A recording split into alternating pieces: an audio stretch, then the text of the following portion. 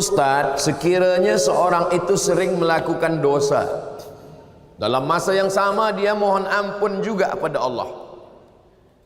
Syarat taubat 3. Pertama, an-nadamu fil qalbi, menyesal dalam hati.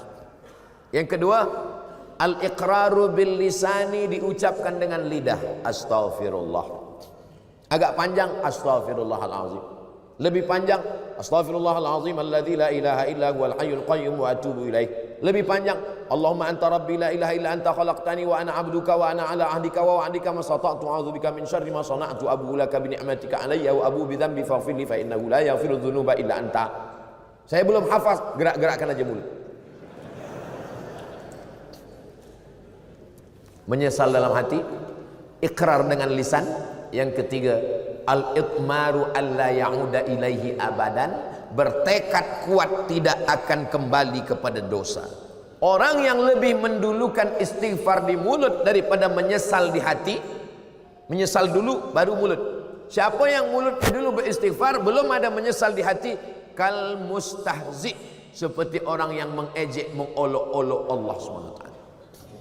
Mudah-mudahan kita berubah di bulan haram, bulan Muharram, bulan mulia. Kita semuanya menyesal, istighfar, dan tak mengulangi lagi insyaallah. Amin ya rabbal. Al-Fadil, Tuan Guru Ustaz Somad, apakah hukum membawa anak kecil ke masjid dalam masa yang sama membiarkan anak mengganggu orang sedang sembahyang?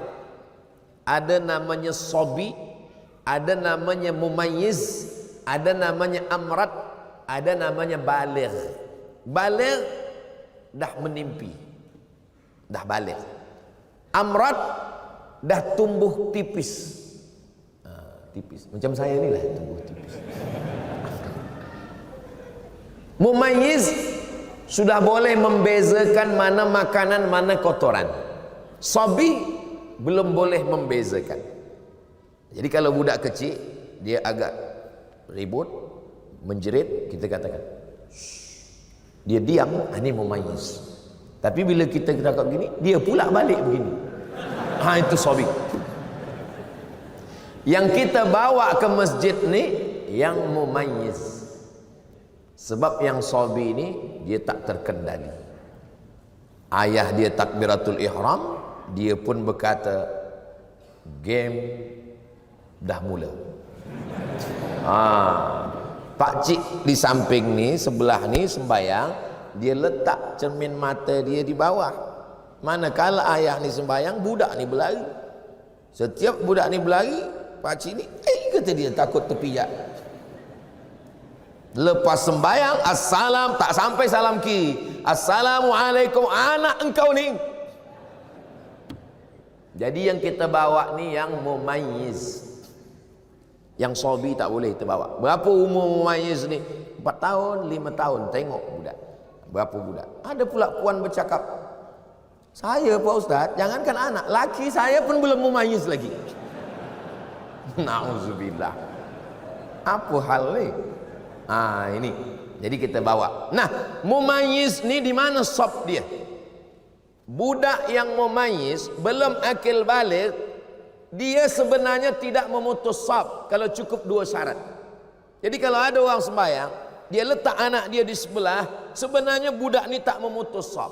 2 syarat. Syarat yang pertama, budak ni dah berkhitan. Jadi kalau budak kecil lahir 8 hari, akikah 7 hari, berkhitan, maka sesungguhnya sudah bersih. Yang kedua, wuduk dia betul. Kenapa budak-budak kecil kita larang? Budak kecil belakang, sebab dia tak cukup 2 syarat. Saya tengok budak kecil, budak tadika, dia ambil air, ambil mata dia je, kaki dia sipak-sipak air, ayah dia tak tengok. Yang kedua, budak kecil di tempat kita banyak belum berkhitan, dan tak mungkin pula ada satu security di pintu cek, dah ni kena hafal, ini belum, ini belakang. Macam mana kita tak tahu? Jadi sebab kita tak tahu budak ni wuduknya betul ke atau tidak, apakah dia ada berkhitan belum, maka untuk al-khuruju minal khilaf, supaya keluar daripada khilaf, budak kecil buatkan satu saf di belakang supaya tak putus saf belakang. Budak kecil. Tapi budak kecil ni kalau dia saf belakang meribut, tidak. Masjid tempat saya, Masjid Agung An-Nur namanya, budak kecil tenang. Saya tazkirah Ramadan, budak kecil tenang. Saya heran, kenapa budak kecil tenang? Rupanya di belakang ada satu bawa rotan. Apa sembahyang? Saya tanya. Oh, patut budak ni tak meribut. Engkau pukul? Tak ada Ustaz, kita tengok aja. Di muka Ustaz saya senyum, tapi muka budak ni. Ini tentang budak kecil. Kita bawa ke masjid. Kalau di masjid masih ada budak kecil, berbahagialah. Berarti apa? Masjid kita 20-30 tahun lagi tetap ada yang iktikaf kajian duha salat berjamaah. Allahu Akbar. Tapi kalau di masjid sudah tak ada lagi budak-budak, oh, kita tak tahu masjid kita boleh jadi macam masjid di Andalusia. Masjid Andalusia tak ada lagi orang sembahyang. Datanglah turisme. Turis datang ke Andalusia, dia tengok dah jadi museum. Tak ada lagi orang sembahyang. Dia nak sembahyang pun tak boleh, forbidden. Tak boleh sembahyang. Maka dia azan di situ. Allahu Akbar, Allahu Akbar. Polis-polis heran, apa awak azan sini? Batu-batu ni dah rindu lama tak mendengar azan. Jangan sampai masjid kita menjadi masjid seperti di Andalusia, sebab tak ada lagi budak-budak sembahyang. Tapi tetap kita atur, jangan sampai balik dari masjid semua naik, marah naik. Kata puan di rumah, abang ke masjid nak hilangkan setan? Aku berjumpa setan di masjid. Tiga, yang berbahagia Ustaz, apa hukum selepas solat terus melihat handphone? Assalamualaikum warahmatullahi wabarakatuh. Assalamualaikum warahmatullahi wabarakatuh. Bini aku suruh cepat balik. Ada orang tanya saya, Ustaz Somad, apa hukumnya lelaki takut pada isteri? Kata saya, lelaki yang takut pada isteri, nanti bila dia mati, dia tak kena azab kubur. Sebab apa? Sebab dia dah terlalu kena azab di dunia.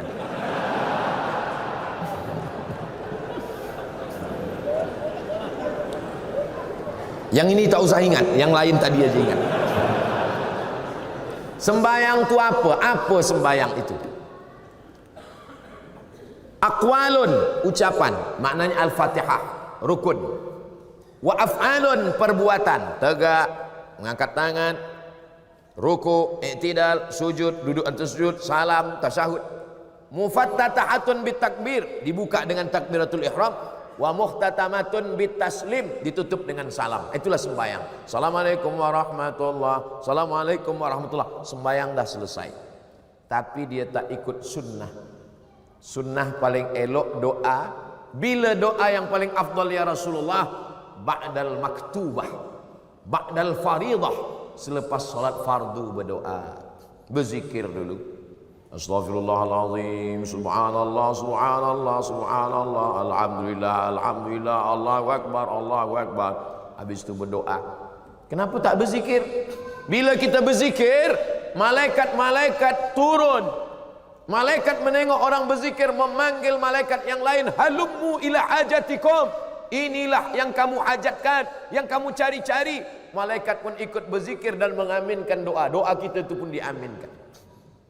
Ad-da'i yang berdoa, wal mu'ammin yang mengaminkan, fil ajri sawa, balasannya sama, maka aminkan. Allahumma inna nas'aluka salamatan fid din, amin. Aminkan. Ini banyak sekarang tak mengaminkan. Bila ditanya, kenapa engkau tak aminkan doa imam? Imam tu minta hujan Ustaz. Saya berniaga ais krim. Yang kita minta bukan hujannya, rahmatnya, barokahnya. Ini lepas sembahyang tak ada lagi berdoa. Assalamualaikum warahmatullahi wabarakatuh. Assalamualaikum warahmatullahi wabarakatuh. Macam ayam nampak padi. Kenapa engkau tak berdoa? Kenapa awak tak berdoa? Doa yang lama aja belum terkabul lagi. Berdoa. Kata Imam Sayyidina Umar bin Khattab, aku tetap berdoa karena doa itu adalah ibadah. Doa silahul mukmin. Nah, jadi adab dia kurang adab dia. Ustaz, bagaimana kita nak tahu kita rasa Allah ni redha dengan kehidupan kita? Dalam kitab Ar-Risalah Al-Qushairiyah, kata ulama, aku tahu bila Allah ridha pada aku. Macam mana engkau tahu bila Allah ridha pada engkau? Aku tak tahu sembahyangku diterima Allah atau tidak. Aku tak tahu hajiku diterima Allah atau tidak. Tapi aku tahu bila Allah ridha pada aku. Macam mana engkau tahu? Bila aku ridha menerima takdir Allah, maka saat itu Allah ridha kepada aku. Apa itu ridha menerima takdir? Sururul qalbi ala madaratil qada. Hati senang, hati bahagia menerima ketetapan Allah Subhanahu wa taala. Ini berat. Banyak orang hanya pada level sabar. Kalau sabar itu hanya menahan tapi tak bahagia. Yang lebih daripada itu di atas sabar adalah ridha. Senang hati, lapang dada, tak sempit jiwa menerima takdir Allah. Dia tidak menengok ketetapannya, yang dia tengok siapa yang membagikannya kepada dia. Ini berat. Doakan supaya Ustaz Somad boleh ridha menerima ketetapan Allah. 5. Saya ingin bertanya, bagaimana mahukan rumah tangga yang bahagia di sisi Allah? Puan, ada 5 hak pada suami.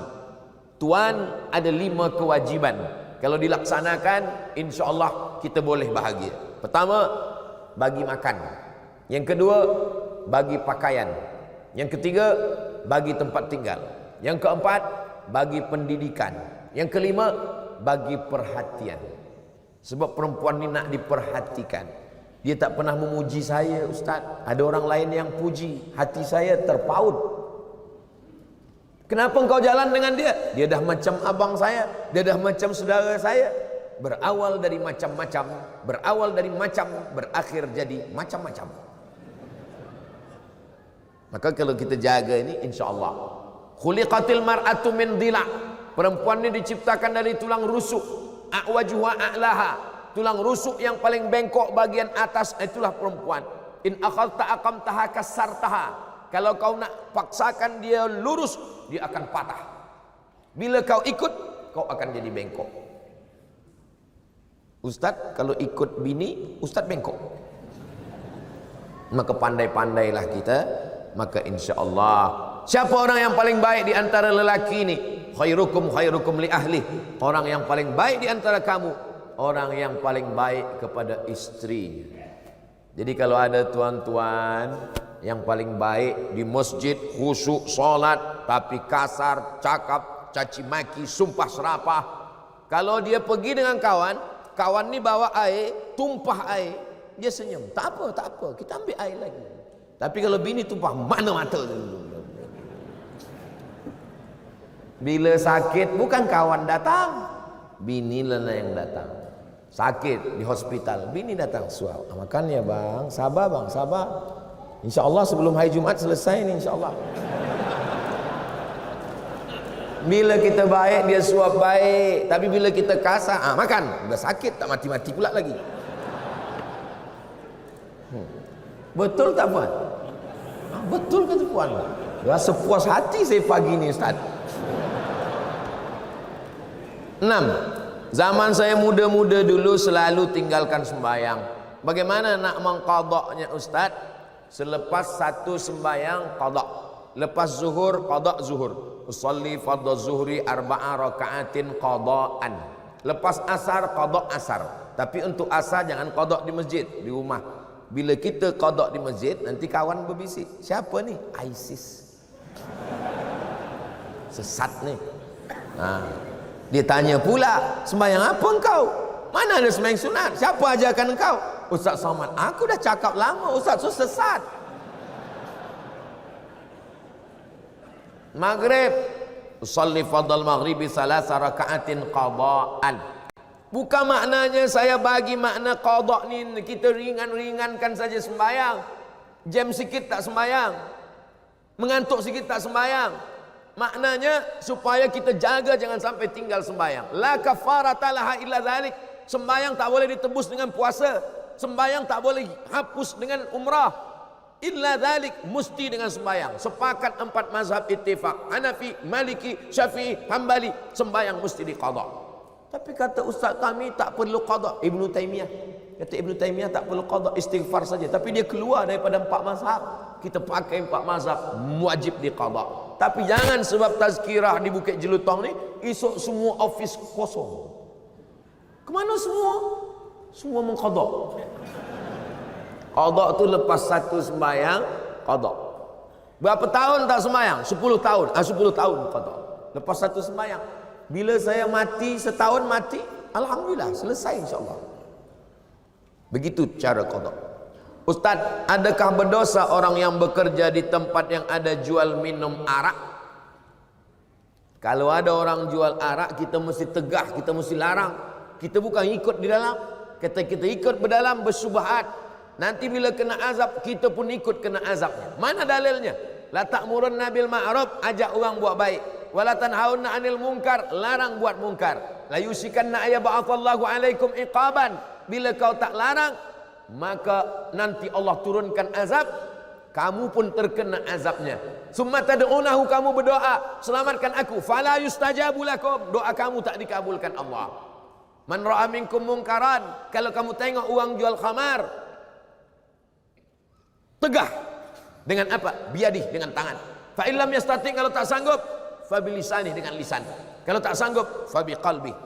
Malaysia negeri Melayu Islam, banyak tempat mencari nafkah, cari yang halal. Yang kita cari rezeki ini adalah wabarakatan fir rizqi. Yang ada kuasa tegah, yang tak ada kuasa dengan lisan. Dengan lisan tak sanggup, dengan hati. Tapi jangan kita ikut di dalam. Mendengar khutbah Jumat, ada yang menengok handphone. Apa hukumnya? Man la'ibal hasa fala jum'ata lahu. Siapa yang main-main batu, maka tiada Jumat baginya. Man la'ibal hasa faqad lagha. Siapa yang main-main batu, dia dah sia-sia. Dulu lantai Masjid Nabawi tak ada hambal, tak ada semen. Masa tu batu. Khatib sedang berkhutbah, dia main-main batu. Kata Nabi, man la'ibal hasa faqad lagha, sia-sia. Idza qulta li sahibika ansit, kau kata pada kawan sebelah engkau, diam, faqad laghauta, kau sudah sia-sia. Jadi sia-sia. Handphone matikan dulu. Ada kawan saya dari Belanda, Holland, kata dia di sana orang tak ada main handphone, dan kemudian tak ada bunyi handphone sedang sembahyang. Saya tanya, kenapa mereka boleh disiplin macam tu? Sebab ditulis di dinding, siapa yang tahu main handphone bayar 100 pon ke 100 dolar 100. Maka kalau ada nanti buat di dinding, siapa yang main handphone bayar 1.000 ringgit. Kosong pula masjid, dia cari masjid lain. 9. Yang berbahagia Ustaz Somad, saya suka tengok media sosial, antaranya TikTok. Bila saya tengok TikTok, tertengok perempuan tak bertudung menari-nari. Apa hukumnya Ustaz? Kalau tertengok tak apa, tapi kalau sengaja menengok, maka bila dia scroll nak cari TikTok Ustaz Abdul Somad, cepat-cepatlah, cepat-cepat. Apalagi kalau ada bini di belakang, cepat-cepat. Dulu orang sangka bila dibuat WhatsApp ini, orang Islam akan rosak sebab dia akan share video yang tak baik. Rupanya yang di-share orang video tazkirah, solawat. Dulu sangka orang dibuat TikTok, awal-awal muncul TikTok, umat Islam akan rosak dengan TikTok. Rupanya sekarang TikTok pula isinya dakwah macam-macam. Jadi semua menjadi Islamik. YouTube Islamik, TikTok Islamik. Maka yang Islamik yang ditengok. Kata Sayyidina Ali, la tatbi'in nazratan nazrata. Kalau mata engkau tertengok, maka cepat palingkan. Pandangan yang kedua, laka. Pandangan yang kedua, alaika. Yang pertama, untuk engkau. Yang kedua, engkau akan dihisab. Maknanya, kalau tertengok, palingkan. Ada juga orang salah faham dengan hadis ni. Kalau tertengok, jangan berkedip. Itu tak betul. Last 10. Saya keliru pahaman ahli sunnah wal jamaah dan pahaman wahabi. Boleh Ustaz terangkan? Panjang. Saya ringkaskan pada 3. Dia menengok saya sebagai pelaku bid'ah. Kalau bid'ah dalalah, kalau dalalah finnar. Maulid Nabi bid'ah, Isra Mi'raj bid'ah, menyambut 1 Muharram bid'ah, malam nisfu Sya'ban bid'ah, berdoa mengangkat tangan mengusap ke muka bid'ah, pakai hadis dhaif bid'ah, talqin mayat bid'ah, tahlil bid'ah, maka bertarekat bid'ah. Abdul Somad ini pelaku bid'ah dhalalah finnar menurut dia, padahal kita punya dalil-dalil. Yang kedua, orang yang bertawassul kata dia musyrik. Bertawassul dengan Syekh Abdul Qadir Jilani musyrik, bertawassul dengan Bahauddin Naqsabandi musyrik, bertawassul dengan ulama-ulama musyrik. Padahal ulama Ahlus Sunnah wal Jamaah menyusun kitab. Muhaddis dari Maghribi Syekh Abdullah bin Siddiq Al-Ghumari menulis kitab Ittihaful Azkiya bijawazit tawassul bil awliya wal anbiya. Boleh bertawassul. Aku bertawassul kepada engkau ya Allah dengan kemuliaan Syekh Abdul Qadir Al-Jilani. Mereka mengatakan orang yang bertawassul berarti dia musyrik karena dia meminta kepada wali-wali Allah. Yang ketiga, mereka mengatakan orang yang mentakwil ayat mutasyabihat kafir.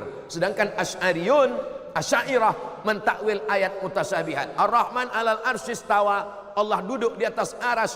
Siapa yang memahami Allah bertempat duduk di atas aras, maka dia adalah mujassimah menurut Asy'ariyah. Lalu apa makna Allah bersemayam di atas aras? Maknanya Allah Maha Kuasa.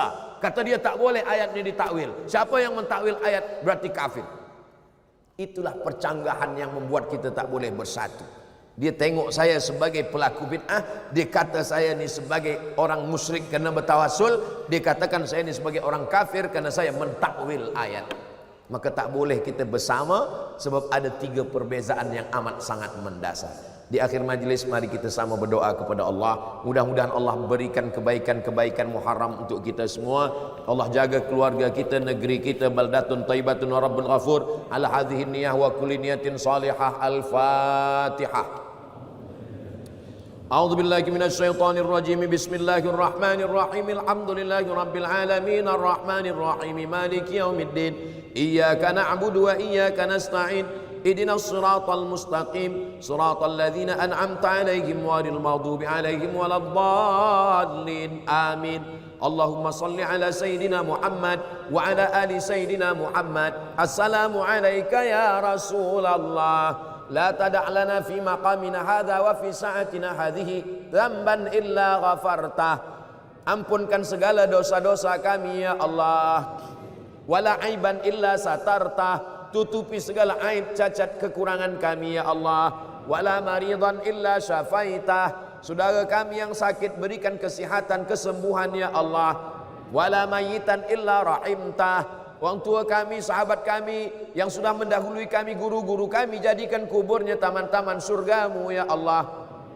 Wala musafiran illa wasalta. Yang musafir sampaikan ke tujuan dengan selamat ya Allah. Wala mumtahinan illa najahta. Yang sedang dalam ujian maka berikan kelulusan yang terbaik ya Allah. Wala aziban illa zawwajta. Yang belum menikah jumpakan dengan jodoh yang baik-baik ya Allah. Wala raghiban illa anjabta. Yang belum ada keturunan berikanlah anak yang saleh dan salihah.